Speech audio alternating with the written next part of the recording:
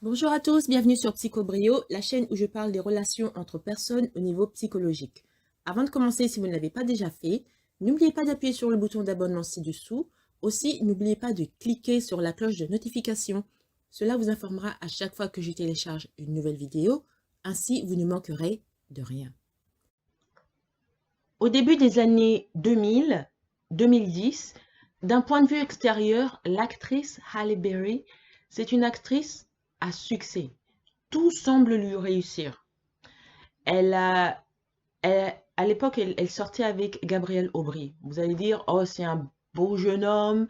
En plus, c'est un modèle. Et tous les deux semblaient être heureux, semblaient être très, très amoureux. Puis, quelques temps plus tard, elle a eu un bébé avec Halle, une petite fille. Donc, vous pouvez dire, bon, ouais, tout lui réussissait. En plus, elle avait gagné un Oscar et tout ça. Elle était riche, elle était jeune, elle était belle. Elle sortait avec un bel homme et elle avait une jolie petite fille. Il y avait la santé et machin. Tout semble réussir. Elle habitait dans une grande et belle maison. Sauf qu'elle n'avait pas le mariage à l'époque. Mais bon, à part ça, tout semblait lui réussir. Pourtant, très peu de temps après, Gabriel et Halle se sont séparés. Et ça a été une séparation assez, entre guillemets, sanglante. Ça s'est pas très bien passé. La presse y est mêlée. Il y avait des histoires de cours, les cours juridiques, etc. Ok. Tout le monde a, tout le monde a eu un break-up, quelque chose qui ne s'est pas bien passé d'un point de vue amoureux. Il n'y a rien de nouveau dans ça, vous allez me dire. Plus tard, Halle Berry est sortie avec l'acteur français Olivier Martinez. Martinez, ouais. Et ils se sont même mariés. Et ils ont eu un enfant, un petit garçon. Je pense qu'ils l'ont appelé Mathéo. Vous allez me dire, oh, c'est le bonheur encore. Tout semble lui réussir. Elle va réussir cette fois-ci. Parce qu'elle est mariée, elle a un enfant. La liste des choses qui se passent bien dans sa vie est là. Tout va réussir. Bah, devinez quoi? Une fois encore, ça s'est cassé la gueule. Comment? Qu'importe. Ce qui compte, c'est que ça n'a pas marché. Mais quand vous regardez l'histoire d'Halle Berry, son mariage avec Olivier Martinez, c'était pas son premier mariage. C'était en fait son troisième ou quatrième mariage. Avant même qu'elle rencontre Gabriel Aubry, elle avait rencontré d'autres hommes avec qui elle s'était pris dans une relation amoureuse et le même scénario s'est répété. Il me semble il y avait Wesley Snipes, c'est parti en cacahuète. Après il y avait le musicien, je sais plus comment il s'appelle. C'était un musicien qui était plutôt joli garçon. Mais avec lui, David Justice, oui, c'est ça. Ah, ouais, je sais plus, qu'importe. Mais avec lui aussi, c'est parti en cacahuète. Il y en avait encore un autre, et avec lui aussi, c'est pas. Donc, elle a une histoire, elle est avec un homme, et ça semble être le bonheur extraordinaire, le summum du bonheur. Mais très vite, ça part en cacahuète. Et tous ces hommes ont dit la même chose. Ils ont dit la même raison pour laquelle ça ne marche pas. Un, elle a une très haute idée d'elle-même, elle manque d'humilité, parce que partout où elle va, on lui dit, oh, tu es belle, tu es belle, tu es belle, tu es belle. Petit à petit, ça lui fait monter à la tête. Deux, she's a control freak, c'est-à-dire qu'elle aime contrôler l'homme. Elle va lui dire, tu fais ça, tu dis ça, tu portes ça, tu fais ça. L'homme n'a pas vraiment de liberté d'être lui-même. Et les hommes n'aiment pas ça. Personne n'aime ça d'ailleurs. Mais ici, on va parler du troisième point qui nous intéresse avec Halle Berry. Pourquoi est-ce que ces relations ne marchent pas? Tu me diras, mais aller avec Van Hunt, oui, ça mérite une autre vidéo. C'est pas vraiment ce que je vais appeler une vraie relation. C'est plus un truc survie pour ne pas se taper la honte. Donc, vous prenez le premier loser que vous trouvez et vous le mettez à la place d'un mari et comme ça, vous faites comme si vous êtes marié, comme si vous êtes, en tout cas, comme si vous êtes en couple avec quelqu'un. Comme ça, les gens ils disent pas, hey, regarde celle-là, avec toute la beauté qu'elle a eu, avec tout l'argent qu'elle a eu, elle se retrouve seule. Elle va dire, non, non, je suis pas trop seule, je suis avec lui, je suis avec lui. Et lui, il est bien content de la voir parce que elle, c'est une star internationale. Donc, regardez le Instagram de Van Hunt, il se fait de la pub pour sa musique à travers le fait qu'il est avec Halle Berry. Donc, ça enrichit son compte en banque, donc lui, il est content. Ici, on ne parle pas de ça. Ici, on parle de la troisième raison pour laquelle les relations de Halle Berry ne fonctionnent pas.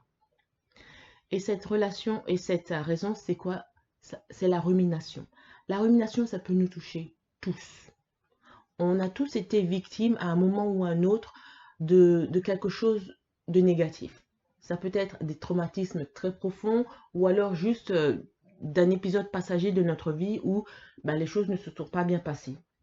Et la rumination, c'est le fait de continuer de parler de ça, continuer de ressasser ça dans notre esprit. C'est comme si ça nous tenait captifs. C'était bloqué dans notre tête. Cet aspect négatif ou cette expérience négative était bloqué dans notre tête et on n'arrive pas à s'en débarrasser. Prenons un exemple. Imaginez que vous êtes à l'école et qu'il y a ce qu'on appelle des bullies, c'est-à-dire des gens qui sont là pour vous faire du mal, pour, entre guillemets, comme on dit à l'école, vous attaquer ou vous humilier. Donc, vous passez une année dans cette école, ou parfois même 5 années dans cette école, et pendant tout ce temps-là, vous êtes angoissé parce que vous allez rencontrer ces bullies, ces intimidants, ces traumatiseurs, ces gens qui vont vous insulter, vous rabaisser, vous humilier, de préférence en public devant tout le monde. C'est traumatisant. Et maintenant, vous n'arrivez pas à vous débarrasser de ce souvenir, de cette expérience que vous avez vécue. C'est reste dans votre tête et vous en parlez à tout le monde et ça nuit à vos relations, ça nuit à votre santé mentale. Qu'est-ce qu'on appelle ça? C'est la rumination. Vous ruminez les mauvaises expériences que vous avez eues. Ici, je parle des, des intimidations à l'école, mais ça peut être des expériences traumatiques au niveau de la famille, au niveau du boulot, euh, au niveau de la société, à tous les niveaux en fait. C'est la rumination. Halle Berry, dans son cas, elle explique que quand elle était jeune, elle a été victime de racisme. Déjà, il y a eu un problème dès le départ dans sa vie. Sa mère, qui était blanche, son père était noir, je pense que c'était un Vénézuélien, et il les a abandonnés. Il a abandonné la famille. Donc, la femme blanche est là à se retrouver toute seule à élever 2 ou 3 enfants noirs. 2 ou 3 enfants en tout cas métissés. Et à l'époque, l'Amérique était très racialisée. Donc, c'est très très difficile euh, d'être acceptée par la communauté où on vit. Enfin, elle s'est retrouvée avec plein de problèmes euh, dus à la race. Enfin, bref. Ensuite, bon, il y a eu plein d'autres problèmes, qu'elle s'est retrouvée des problèmes de famille, etc., etc. Donc, c'était un emmagasinement de problèmes qui est resté dans son mental. Plus toutes ces histoires d'amour raté. Donc, les traumas qui viennent de un tel il m'a fait ça, un tel il m'a plaqué, un tel il m'a trompé, un tel il m'a fait ci. C'est un problème plus un problème plus un problème plus un problème plus un problème. Et elle, au lieu de faire face à ça, c'est-à-dire d'en parler peut-être à un psychologue, de trouver un moyen de se débarrasser de ce fardeau dans son esprit, elle l'a gardé. Et partout où elle va, elle traîne ce problème avec elle. Résultat, elle est avec un homme. Les hommes, ils l'aiment parce que la première chose qu'ils voient, c'est qu'elle est belle. Elle est belle, donc ils sont amoureux, ils sont fiers. C'est une actrice à succès. Enfin, elle a plein de qualités humaines. Hein, c'est pas que de la négativité. Donc, ils sont contents d'être avec elle. Mais ils se retrouvent avec elle.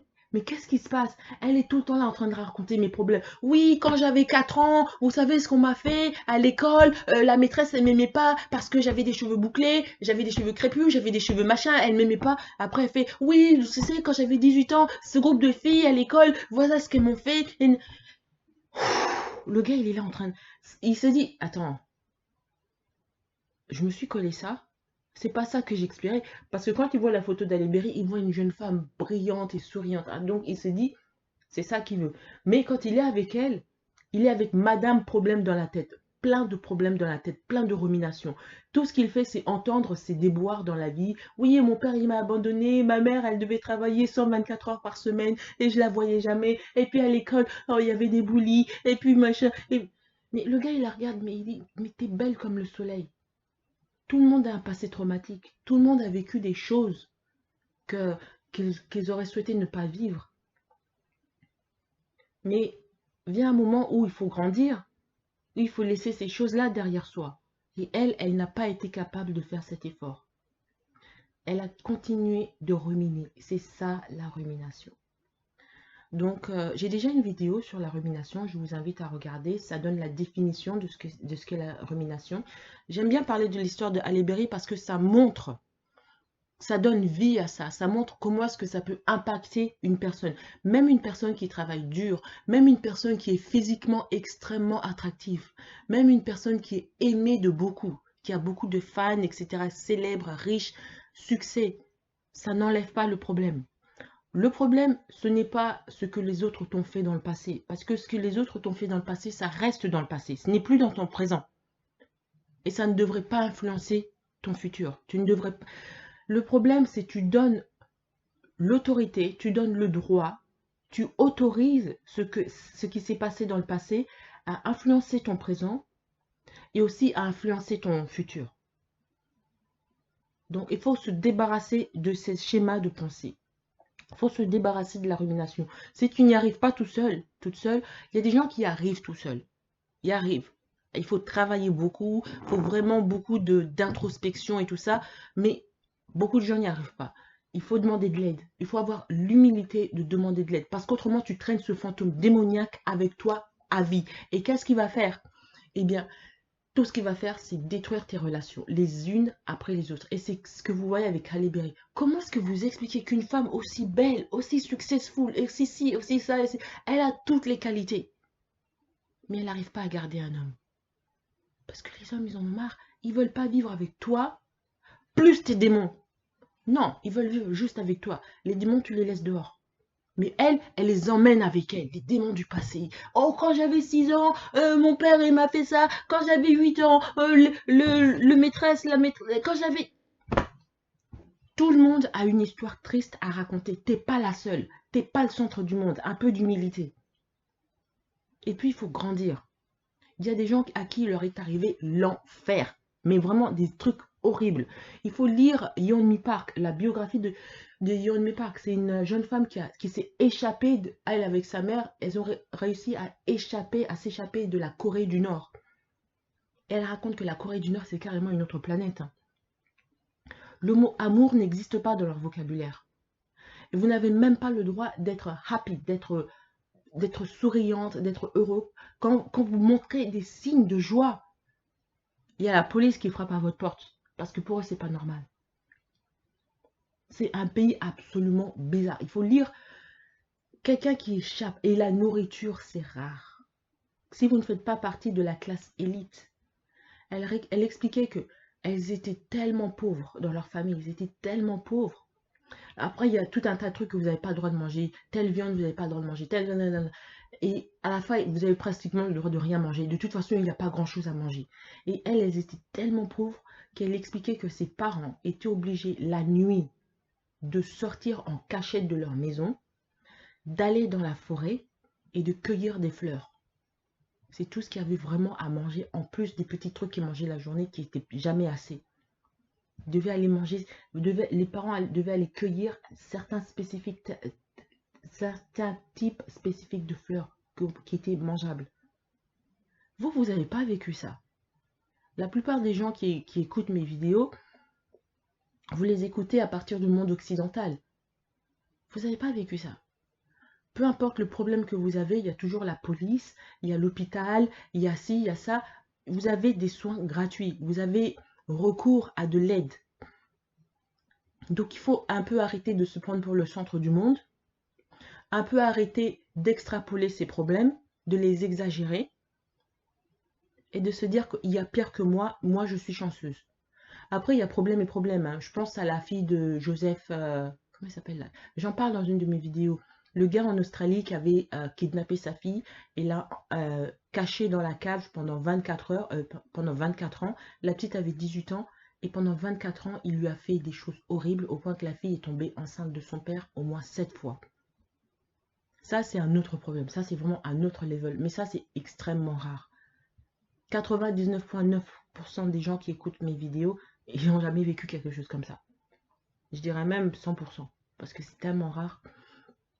Les problèmes que vous avez vécu, beaucoup, c'est vous avez eu des parents narcissiques. C'est des problèmes relationnels pour la plupart. C'est des problèmes dus à la pauvreté. Mais si vous êtes en Europe, les problèmes dus à la pauvreté, il y a moyen, en Europe, en Amérique et tout ça, il y a moyen de s'en sortir. faire des études, trouver du boulot, même si c'est pas vous n'êtes pas bac plus 1000 parce que tout le monde n'arrive pas à étudier, même si vous faites le ménage. Moi, je connais une dame, c'est une dame africaine. Elle a fait le ménage pendant 40 ans. Le ménage dans les entreprises, hein. Mais elle dépensait pas son argent à des bêtises. Elle a étudié, enfin, pardon, elle a fait le ménage pendant 40 ans. Elle a économisé sagement son argent au point qu'elle a été capable de s'acheter une maison. Et après, euh, enfin, après, je sais pas si, enfin, c'est pour dire que des petits boulots comme ça qui sont peut-être pas toujours vus de manière glorieuse, l'argent, c'est l'argent. L'argent que vous faites en étant ingénieur ou l'argent que vous faites en étant ménagère, c'est toujours de l'argent. Tout dépend de ce que vous êtes capable de garder dans votre compte. Tout dépend de ce que vous êtes capable de fructifier. Cette dame africaine qui connaît pas grand-chose, elle n'a même pas été à l'école primaire, elle sait à peine lire et écrire, elle a été capable d'économiser pour acheter une maison après 40 ans. Donc, ben voilà quoi. Ce que j'essaye de dire par là, c'est qu'il y a des problèmes que l'on a, c'est soit on les invente, soit on les exagère. Souvent, on les exagère. On a tous eu des moments difficiles. Moi, j'ai eu des moments extrêmement difficiles dans mon enfance. Je me souviens, à l'âge de 6 ans, je voulais me suicider. Je pleurais. J'allais souvent au lit en pleurant. Un jour, j'avais environ 12 ans, j'ai ouvert la fenêtre. On habitait tout en haut d'un immeuble. Enfin, pas exactement tout en haut, mais j'ai ouvert la fenêtre et je voulais sauter. J'en avais tellement marre. Ce qui m'a retenu, c'est que je me suis dit, imagine que je saute, je tombe et je meurs pas. Au lieu de ça, je me casse des os et tout, je deviens handicapé. Donc ma situation que j'ai qui n'est pas bien serait 10 fois plus pire. C'est ça, c'est cette pensée-là qui m'a retenu.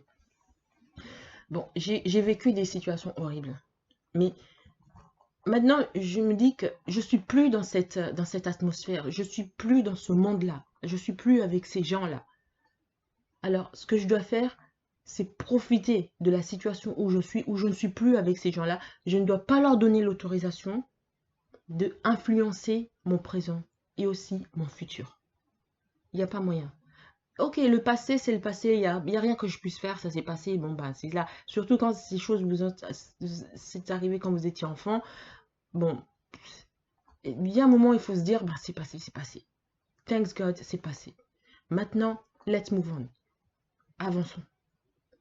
Il faut se fixer des buts dans la vie. Moi, j'ai plein de buts hein, dans ma petite vie. C'est déjà récupérer ma santé. J'attends encore une autre opération qui doit avoir lieu cet été. J'espère, en tout cas, ça va être ma dernière opération. Thank you. Ça va être ma dernière opération. Après ça, il me faudra des mois pour recouvrir la santé. Peut-être 6 mois. C'est estimé à environ 6 mois. Mais après mes 6 mois, moi, j'ai tout un plan, hein. Je vais aller à la gym tous les jours. Il y a une nouvelle salle de gymnastique qui s'est ouverte pas très loin de chez moi. J'irai, je vais m'inscrire. Je sais que je suis capable de le faire parce que avant, j'allais aussi à la gym. J'allais à 6 heures du matin et je faisais 2 heures là-bas. Enfin, 2 heures. J'allais à 6 heures. J'essayais de faire 2 heures. En tout cas, quand je faisais 1 heure, c'était pas mal. Mais j'essayais de faire 2 heures. Donc, j'ai déjà ça comme expérience. Donc, je sais que je peux le faire. Moi, je vais à la gym. Je veux récupérer mon corps. Je veux un corps qui soit beau, qui soit mince. Vous savez, les bikini body. C'est ça que je veux. Un corps de bikini.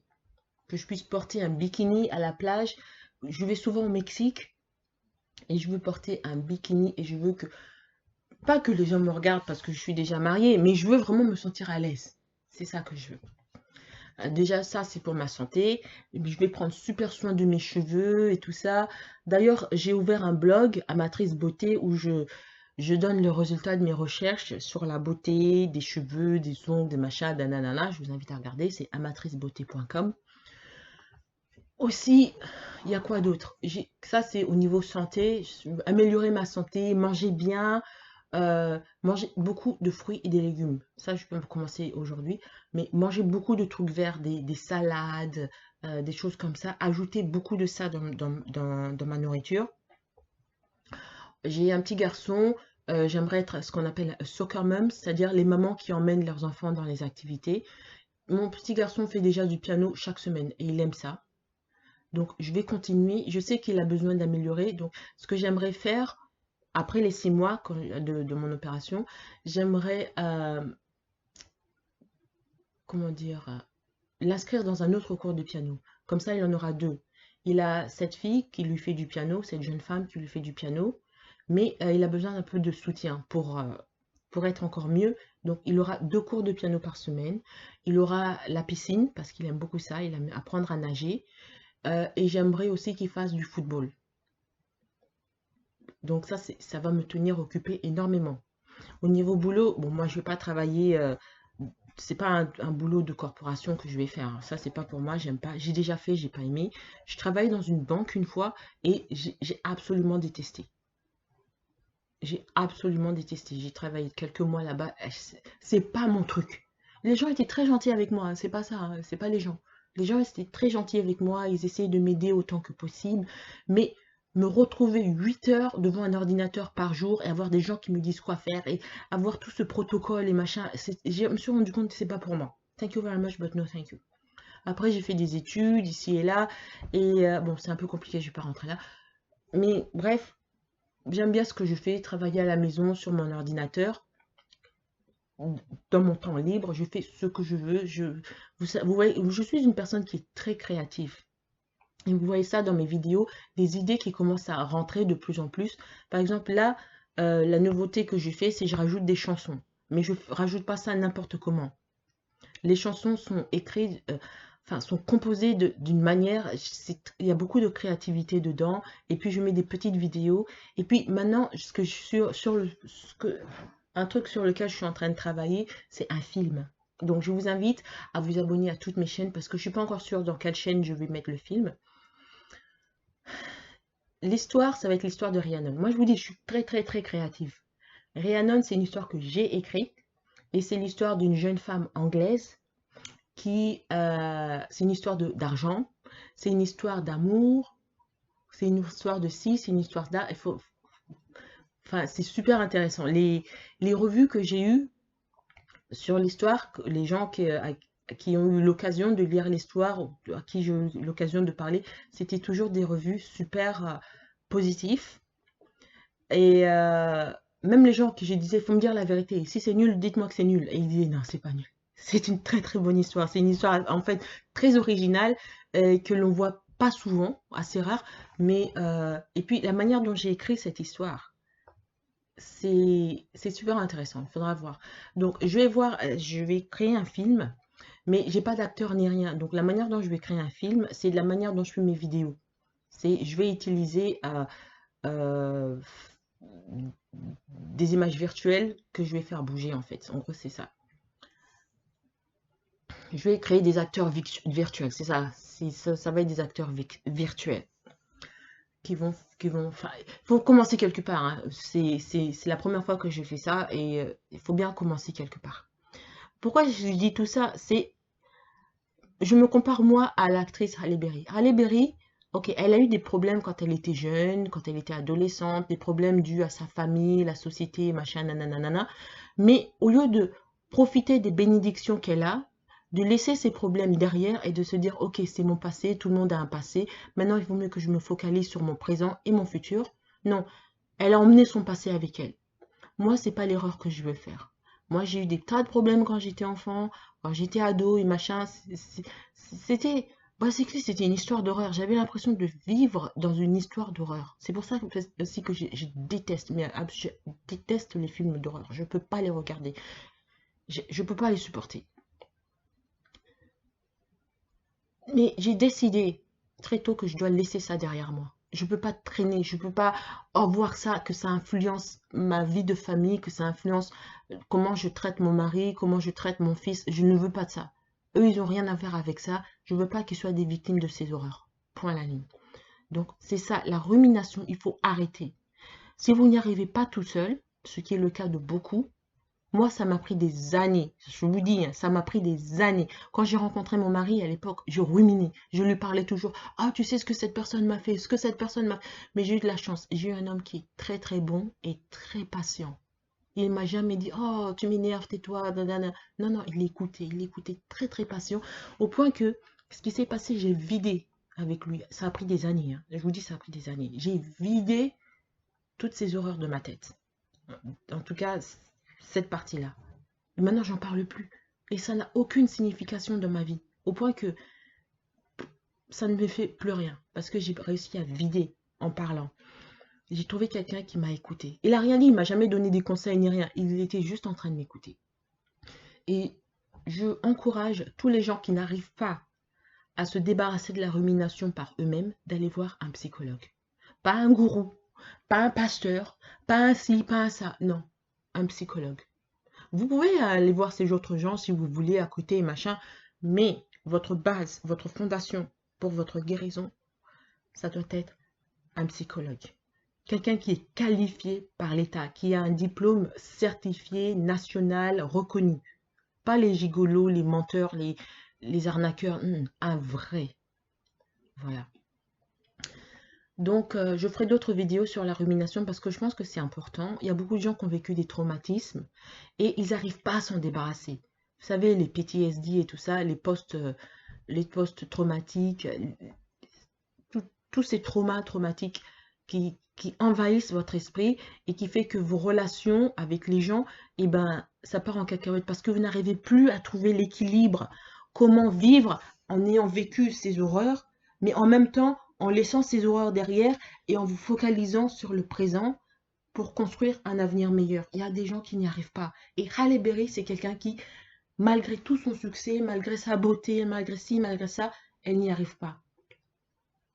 Je ne sais pas pourquoi, je ne sais pas qu'est-ce que les gens autour d'elle, ses amis, sa famille, ils devraient la conseiller. Peut-être qu'ils la conseillent et elle est trop têtue pour écouter les conseils, je ne sais pas. Mais il ne faut pas tomber dans son piège. Il ne faut pas penser que l'argent fait le bonheur. Tous ces gens-là, la plupart des acteurs riches, Hollywood et machin, ils ne sont pas heureux. Qui veut être à la place d'Angelina Jolie? Elle a une vie qui est absolument pathétique, misérable. Quand je dis ça, c'est la vie amoureuse, ce qu'elle a fait derrière elle. Maintenant, il y a aucun homme qui veut d'elle, qui la prend au sérieux. Ils vont peut-être la prendre pour une nuit ici, là, mais l'épouser et vivre avec elle, elle fait peur. Les gens ils vont dire non. Parce qu'ils voient la montagne de problèmes qui va venir avec elle. Regarde ce qu'elle est en train de faire à Brad. Elle est en train de tourner les enfants contre elle, contre Brad. Or, il faut être deux pour danser un tango. Elle fait croire que tout le résultat de l'échec de leur relation, c'est à cause de Brad. C'est pas possible. Ça peut pas être que à cause de Brad. Elle oublie de mentionner sa part de responsabilité dans l'affaire. Donc, l'argent ne fait pas le bonheur. Tous ces gens-là sont riches, mais ils ne sont pas heureux. Et la beauté ne fait pas le bonheur. Beaucoup de ces gens-là sont dits absolument beaux, mais ils sont toujours pas heureux. Ce qui va commencer, l'une des choses qui doit être la fondation du bonheur, ça se passe dans la tête. Ça se passe dans la tête. Vous devez avoir un esprit clair. Un esprit. On ne peut pas voir à travers l'eau boueuse. Et une manière de clarifier votre esprit, parce que quand vous étiez jeune, vous venez de tel ou tel milieu, on vous a mis de la boue dans le cerveau. Une manière de clarifier votre esprit, c'est d'aller voir un psychologue et de parler de vos problèmes. Moi, j'ai vu ça. Franchement, je me disais, quand j'avais eu ce problème avec cette fille, on va l'appeler Ruby. C'est pas son nom, mais on va l'appeler Ruby. Il y a un problème. Elle a fait de ma vie un enfer. Donc, quand j'ai eu ce problème avec Ruby, je pensais que j'allais jamais m'en débarrasser. Je pensais que j'allais vivre les conséquences mentales de ce qui s'est passé pendant le reste de ma vie. Mais ça s'est pas passé comme ça. Thanks God, ça s'est pas passé comme ça. J'ai rencontré ce jeune homme absolument merveilleux et très patient, je vous l'ai dit. Il a écouté mes histoires encore et encore et encore et encore. Et j'en parlais, je me souviens, on était dans le bus, j'en parlais. On était au restaurant, j'en parlais. On était dans la rue, j'en parlais. On était là, j'en parlais. On marchait, j'en parlais. Non, non. Il écoutait patiemment, patiemment, patiemment, patiemment. Ça a pris peut-être 1 ou 2 ans, peut-être 3 ans maximum. Hein.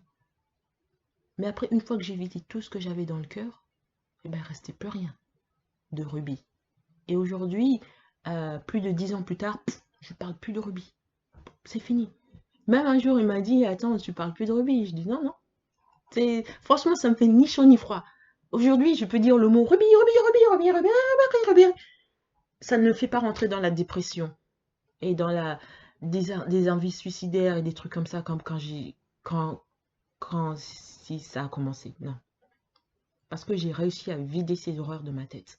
Donc je vous encourage, vous aussi, si vous avez vécu des traumatismes, videz ces horreurs de votre tête. Si vous n'y arrivez pas tout seul, ce qui est tout à fait normal, allez voir un psychologue. La rumination, ça doit être votre combat, ça doit être votre ennemi. Vous devez vous en débarrasser. Parce que vous n'allez pas réussir au niveau boulot, vous n'allez pas réussir au niveau amour, vous n'allez réussir à aucun niveau si vous avez ces démons dans votre tête. Vous devez les vider. Get rid of it. Voilà. C'est tout ce que je vais dire pour l'instant. Je parlerai un peu plus de la rumination dans mes autres vidéos, que ce soit sur cette chaîne ou dans une autre. Je vous invite à vous abonner dans toutes mes chaînes. Comme ça, vous n'allez rater aucune de mes vidéos. Et aussi, vous allez voir, il va y avoir de plus en plus de créativité dans mes vidéos. Et franchement, je vous invite à ne pas manquer mon film. Ça va être l'histoire de Rhiannon. Ça me tient énormément à cœur parce que moi, j'aime beaucoup lire depuis que je suis petite. Et mon rêve, c'était de devenir écrivain en fait. J'étais très bonne en littérature, c'était de devenir écrivain. Ça, c'était mon rêve. Mais après, bon, j'ai eu une famille complètement... Ça m'a complètement disloqué de mon but. Mais je me souviens un jour, j'ai écrit à Gallimard. Vous connaissez la maison de publication Gallimard. Je leur ai envoyé un email et je leur ai dit, voilà, j'aimerais bien devenir écrivain et j'aimerais écrire sur telle ou telle histoire. Et l'histoire, ça va être ça, ça, ça, ça, ça, ça, ça. Et devinez quoi? Ils ont été super, super gentils avec moi. Ils m'ont envoyé une réponse. Une réponse qui était très, très, très encourageante. Ils ont dit, ah, on attend avec impatience votre livre, veuillez écrire, voilà ce que vous devez faire, machin, nana. Et j'étais vraiment surprise. Gallimard, c'est une très très grosse compagnie en fait. À l'époque, je venais juste de finir high school, je venais juste de finir, comment on appelle ça, le lycée. Donc j'étais encore assez jeune et un peu naïf. Et je pensais pas qu'une grosse compagnie comme ça va se soucier d'écrire de répondre à un email aussi infantile, on va dire. Mais ils l'ont fait avec beaucoup de respect. Le email qui m'ont... Ah, ça me fait presque pleurer. Parce que c'était mon rêve ultime de devenir écrivain. Écrivaine ou écrivain, qu'importe. Mais c'était mon rêve ultime de devenir écrivain et j'ai osé écrire à ce que je pensais être la plus grande maison d'édition en langue française. Enfin, je pense que c'est ça. Et ils m'ont répondu. J'ai reçu un email de réponse de Gallimard. Waouh! Et c'était très très gentil, c'était très professionnel, mais aussi il y avait beaucoup de compassion. Et je pense qu'ils ont compris que c'était une personne assez jeune qui leur a écrit et il y a un côté un petit peu de naïveté qu'ils ont peut-être trouvé mignon et ils m'ont répondu. C'était très gentil. Mais après, bon, moi, je viens d'un système de famille assez compliqué. Je suis rentrée grave dans la dépression et j'ai pas pu continuer mon livre. Mais récemment, il y a quelques années, là, je me suis dit, je peux pas rester comme ça. Allez, je me suis mise à écrire. Et comme j'aime beaucoup lire les histoires comment on appelle, les trucs historiques. Moi, j'aime beaucoup l'histoire des rois de France, des rois de machin, machin. Mais à l'époque, je m'intéressais beaucoup à l'histoire victorienne. Donc, j'ai décidé d'écrire euh, un roman dans ce genre de cadre historique. Donc, c'est l'histoire de Rhiannon, une jeune fille anglaise qui habite dans les années 1858 en Grande-Bretagne, à Londres. À l'époque, c'était qui le monarque? 1858, c'était la reine Victoria. Ok, donc c'est vraiment l'époque victorienne, hein, c'était la reine Victoria. Donc, et il lui arrive des tas d'aventures. C'est-à-dire que un jour, son père meurt, soudainement, et quand son père meurt, elle découvre que ben, son père n'était pas aussi riche qu'elle le pensait. Son père, en fait, vivait de dettes et de dettes et de dettes, et c'est elle et sa petite sœur qui doivent payer les dettes maintenant. À l'époque, c'était comme ça. Vous devez payer le reste de la famille. Il faut que quelqu'un paye les dettes. Hein. Tu héritais des dettes. Donc, Rhiannon a environ 21 ans et sa petite sœur a 17 ans. Et elles ont plus d'argent, elles sont fauchées et il faut qu'elles paient les dettes. Et Rhiannon, elle veut garder, parce que ce sont des petites bourgeoises, hein. Donc Rhiannon, elle veut garder les apparences bourgeoises, elle veut pas rentrer dans la pauvreté. Donc elle fait tout ce qu'elle peut pour garder les apparences bourgeoises, mais elle a une chance, Rhiannon est née extrêmement belle. Ça, il y a des gens qui ont cette chance. Donc elle va utiliser sa beauté pour se prendre un aristocrate qui est très riche et un peu bébête et qui est amoureux d'elle. Donc, toute l'histoire, c'est comment est-ce qu'elle va convaincre cet aristocrate, enfin, comment est-ce qu'elle va arriver à ses fins, comment est-ce qu'elle va marier cet aristocrate. Et il y a plein d'ennuis, plein de problèmes, plein d'obstacles, c'est ça le mot, plein d'obstacles, parce qu'elle n'est pas la seule qui veut cet homme, il y en a d'autres qui le veulent pour leurs propres raisons. Donc, c'est une sorte de compétition. Et à qui sera la plus intelligente, à qui sera la plus futée, va gagner.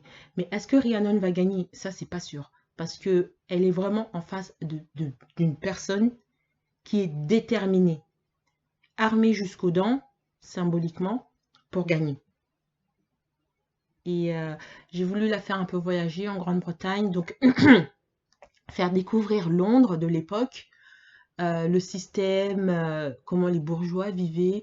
Je voulais aussi, à travers le livre, faire découvrir comment les pauvres vivaient. Et je veux aussi faire découvrir le système carcéral, les prisons, comment est-ce que c'est.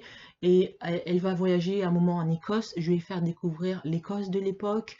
Donc il y a ce voyage et cette insertion culturelle dans la vie, euh, des différents niveaux de la société, pas juste les riches, mais aussi les super pauvres. Et voilà quoi. Et puis après, je ne vais pas juste rester en Angleterre. Ce que je veux créer, c'est un multiverse de Rhiannon.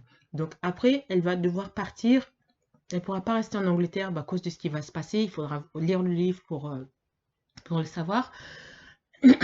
Après, elle va partir aux États-Unis. Elle va devoir. Et là, aux États-Unis, en 1858, c'était encore l'esclavage. Donc vous allez voir comment ça se passe et comment sa réaction par rapport à la vie de là-bas. Et puis à New York, il y a les gangsters et machin. Enfin, faire découvrir à travers elle la vie, les différents niveaux de vie, que ce soit les riches, les pauvres, les esclaves, les docteurs, les machins, nana, les trappeurs aussi, et les chercheurs d'or, les différents niveaux de vie. Donc ça va être toute une série de livres sur Rhiannon et mon but c'est de créer, comme j'ai dit, un multiverse. Donc vous allez avoir peut-être toute une série de livres sur Rhiannon, mais vous allez aussi avoir toute une série de livres sur sa petite sœur, les aventures de sa petite sœur. Donc Rhiannon, elle est obligée de fuir vers les États-Unis pour garder sa vie, mais sa sœur, elle, le but c'est elle va fuir plus vers l'est. Donc elle va devoir traverser l'Europe. Donc elle aura des aventures en France, des aventures disons en Allemagne. Elle, je veux que sa sœur, je veux qu'elle aille jusqu'en Asie du Sud-Est. Parce que je veux vraiment montrer tous les pays qu'elle va traverser, la manière dont les gens vivent. Et je veux qu'elle atteigne la Corée. Parce que je suis super intéressée par la manière dont la vie en Corée était dans les années 1800. Et ça, c'est mon but, hein. Ça va peut-être me prendre un bail pour y arriver là, mais je vous donne juste un bref aperçu. Après, il y a Théon, un jeune garçon qui était avec eux, un jeune homme qui était avec eux, et je vais raconter l'histoire de Théon. Comment est-ce qu'un pauvre Irlandais réussit à atteindre les sommets? Au début, il va passer par la médecine, donc je vais expliquer la médecine de l'époque, toutes les erreurs qu'il faisait et comment ils se sont améliorés. Et enfin, il y a plein. Moi, je suis quelqu'un qui est assez créatif. Et c'est un peu ça qui m'a sauvé mentalement des horreurs que j'ai vécues quand j'étais enfant. Il y a un peu de ça, il y a d'autres choses aussi, mais lire, c'est important. J'encourage beaucoup, beaucoup les gens à lire. Si vous avez des enfants, lisez-leur chaque soir, du lundi au dimanche, des petites histoires. Il faut que vos enfants aient l'habitude des livres. Les téléphones, les tablettes et tout ça, après une certaine heure, ils ont le droit de jouer avec la tablette 1 heure par jour peut-être, mais après une certaine heure, non. Vous prenez vos tablettes et vous les mettez en dehors dans un coin bien précis, en dehors de leur chambre. quand ils vont dormir. Il ne faut pas qu'ils dorment avec les tablettes, avec tous ces trucs-là. Les téléphones, non, non, non, non. Ça, c'est dehors. Et ça, depuis qu'ils sont petits comme ça, ils ont l'habitude. Mais lisez-leur. Moi, je me souviens, ma petite sœur, je l'ai encouragée à lire Agatha Christie. Enfin, je sais pas si elle a aimé ou pas, mais moi, j'aimais beaucoup. C'était des histoires très simples, mais vous apprenez en même temps. Et puis, ça fait passer le temps d'une manière saine. Voilà, je pense que j'ai parlé beaucoup. Je me suis un peu éloignée du sujet, la rumination. Si vous avez vécu quelque chose de traumatique, cherchez de l'aide. En gros, c'est ça le message de cette vidéo. Cherchez de l'aide. Parce que si vous gardez ces horreurs dans votre tête, vous allez voir, ça va empoisonner les différents aspects de votre vie et même vos relations avec les gens. Vous ne voulez pas finir comme Halle Berry, une femme qui est très très belle, qui a beaucoup de succès, beaucoup d'argent, beaucoup de si. Elle a toutes sortes de bénédictions, mais elle ne peut pas vraiment. Il y a quelque chose qui manque. Ce qui manque, c'est le bonheur. Et le bonheur, elle l'a pas parce qu'elle l'a remplacé par la rumination. Bon, merci encore. N'oubliez pas de vous abonner, de partager cette vidéo. Vous l'avez regardée jusqu'à la fin, c'est que vous l'avez trouvé utile. Ce sera certainement utile à quelqu'un d'autre que vous connaissez. Abonnez-vous à toutes mes chaînes. Merci encore et à bientôt.